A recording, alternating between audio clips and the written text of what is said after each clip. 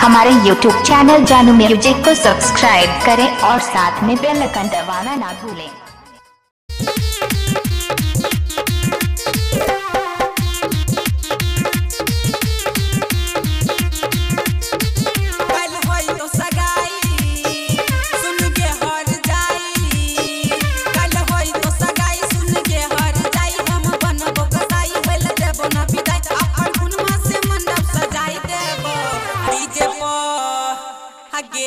DJ पर चैली के छौरी कल रिकॉर्डिंग तोहर बजाई देबो।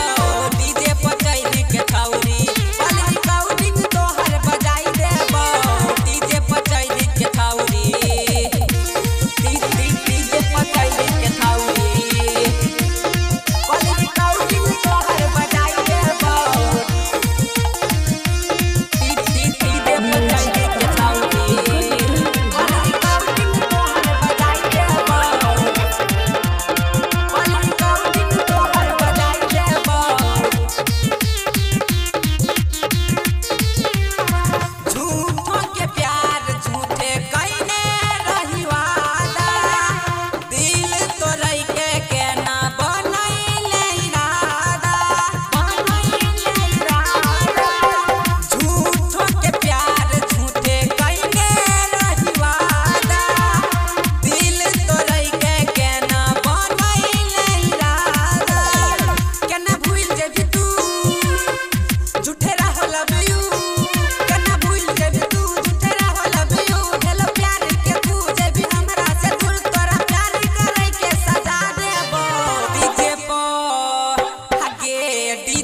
चैली के छौरी कल रिकॉर्डिंग तोहर बजाई देबो।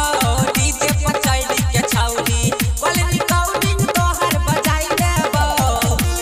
डीजे पर चैली के छौरी कल रिकॉर्डिंग तोहर बजाई देबो। डीजे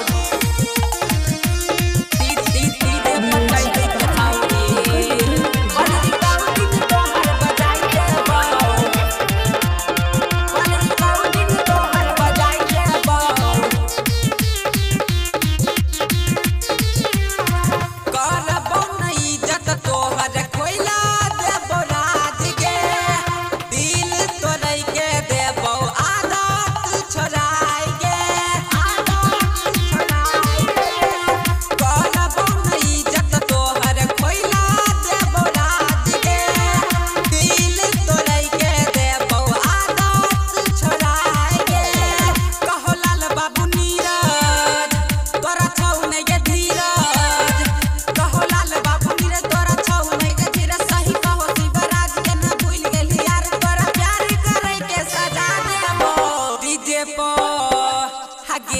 डीजे पर चैली के छौरी